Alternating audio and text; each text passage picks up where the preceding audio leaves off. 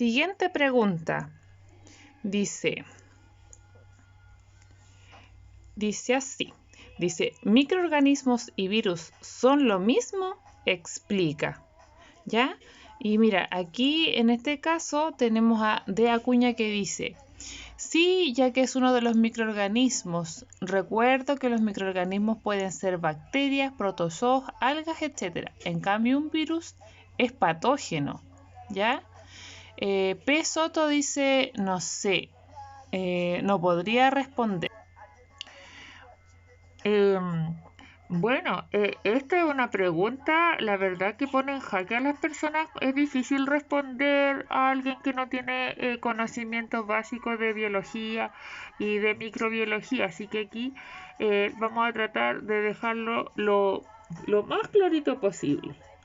Bueno, lo primero es decir que no, que desde el punto de vista biológico es estudiado como tal, es decir, es estudiado como un microorganismo porque como es algo pequeño que no se ve, igual hay que analizarlo en este caso con el microscopio, ¿ya?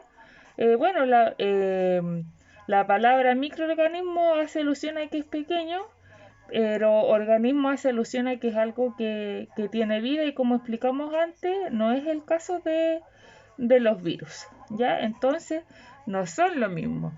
Pero sí decir que de Acuña lo que tiene razón aquí es que existen otros microorganismos fuera de los típicos, ¿cierto? Que son las bacterias, que están los protozoos, ya las algas no, puesto que las algas las podemos ver, no necesitamos de un microscopio para poder observarlas.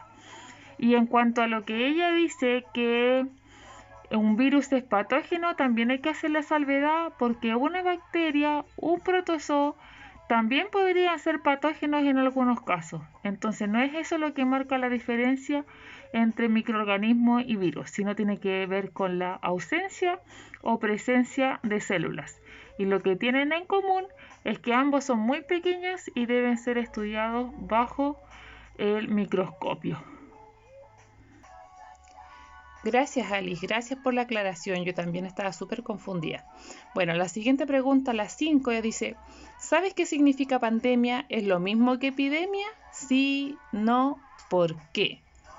Y aquí Catalina, de 22 años, dice, es que a mí me suena, pero no sé lo que realmente son. Epidemia, dice, me recuerda al de cachureo. Ay, en realidad a mí la verdad es que también. Lo siento, se me cayó el carnet, pero sí, cuando escucho la palabra epidemia, me acuerdo de la epidemia. Po. A ver, veamos otra respuesta. Acá, el papá de 46 años dice, pandemia es una enfermedad que se expande a nivel global. Epidemia es un cantante de cachureo que hacía rurori guagüero. No sé, no puedo leer lo que él respondió. Ay, a mí también me da mucha risa, pero no es que me ría de la respuesta, sino que es interesante saber cómo las personas van asociando las palabras a eventos, a personajes o a cosas de su vida. Eso yo se lo recomiendo a mis estudiantes. Bueno, no te había contado, Tonka, pero yo, fuera de ser doctora infectóloga, también hago clases. Entonces, cuando a los niños les cuesta mucho aprenderse una palabra, yo hago que la relacionen con algún objeto o en este caso como lo hizo este caballero con el epidemia. Entonces así después se acuerdan del concepto por, en este caso, una técnica de asociación.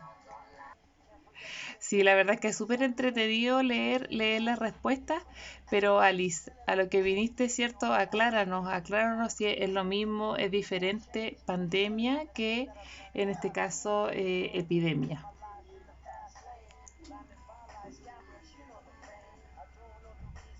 Bueno,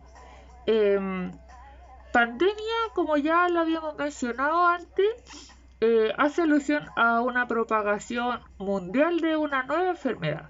En cambio, cuando hablamos de epidemia, hablamos de la propagación activa de una enfermedad que se produce por un brote que es descontrolado, ¿ya? Pero eh, este se produce en una zona geográfica puntual y se mantiene en el tiempo. Lo que sí son palabras que están relacionadas.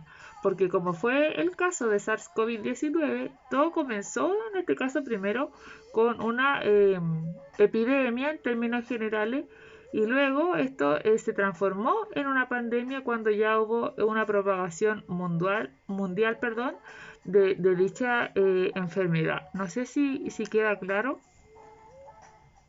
O sea, sí, entiendo que cuando hablamos de pandemia es la propagación de la enfermedad nueva de manera mundial. Y epidemia es como lo que ocurre antes, ¿cierto? Sí, justamente es lo que ocurre antes de que se transforme en pandemia. Y, y epidemia también entonces, la diferencia principal es que es una zona geográfica específica, ¿sí? Sí, súper toca. Lo dejaste súper claro. La siguiente pregunta dice, ¿por qué hay que mantener aislados a las personas de la tercera edad, diabéticos o enfermos crónicos? Y tenemos nuevamente aquí la participación de Johnny Tepesco que dice, porque les da primero el coronavirus. Tienen el sistema inmunológico más débil porque les dan poca atención. ¿Ya? Igual, yo debo decir que en la reunión de pauta, cuando leí la respuesta, también quiero revelar aquí que Johnny Tepesco tiene 10 años, ¿ya? Y cuando nosotros leímos esto en la reunión de pauta, nos conmovió su respuesta cuando él dice que es porque les dan poca atención, ¿ya? Yo creo que estas preguntas también jugaron con la emocionalidad de la persona y con lo que ellos observan que pasa en este caso a su alrededor. Y entonces, no sé, Alice, ¿qué nos dices tú al respecto? ¿Esto será tan así?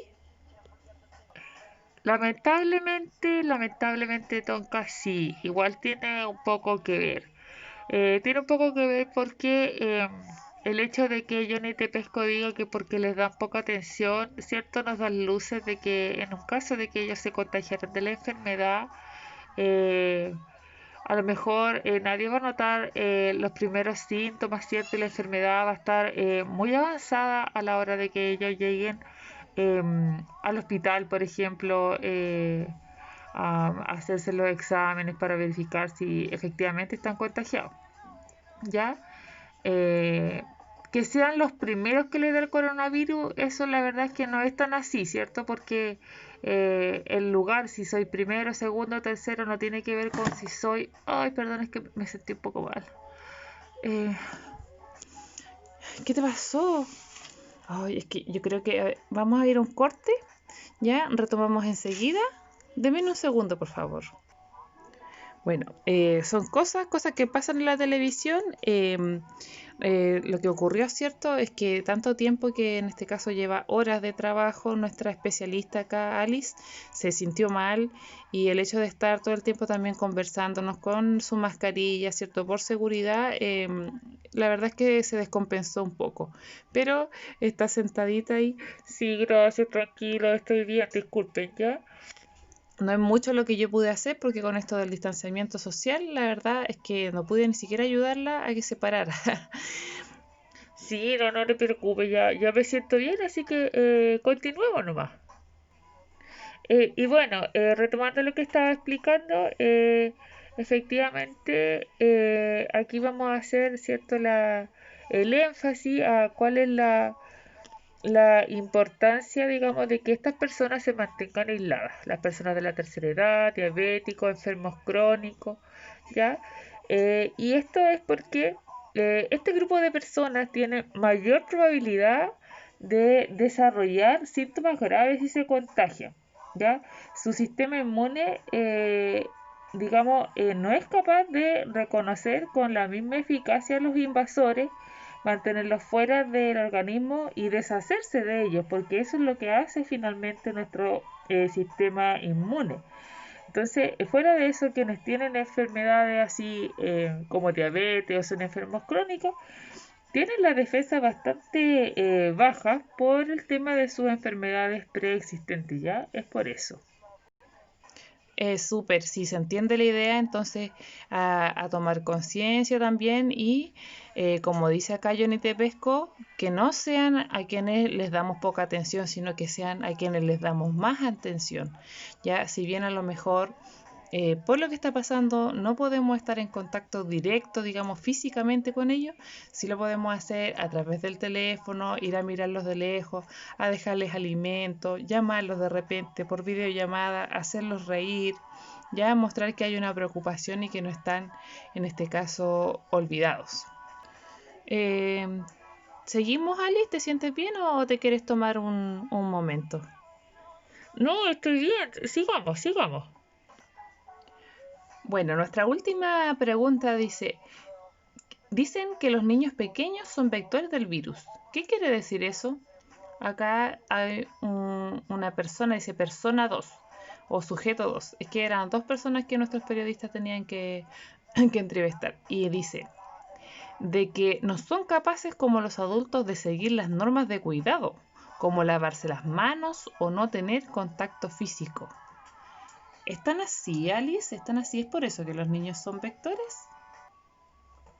O sea, sí y no, porque son vectores desde el punto de vista que los primeros estudios que se han hecho en realidad nos muestran que ellos en general son portadores de la enfermedad, independiente del cuidado que ellos puedan tener, digamos, de lavarse las manos y todo eso, ellos se van a contagiar como cualquiera, ¿ya? Es decir, cualquier persona que no tenga el cuidado del uso de mascarilla, frecuente lavado de manos, distanciamiento social, se va a contagiar, sea niño, sea adulto, sea un viejito, ya se va a contagiar igual.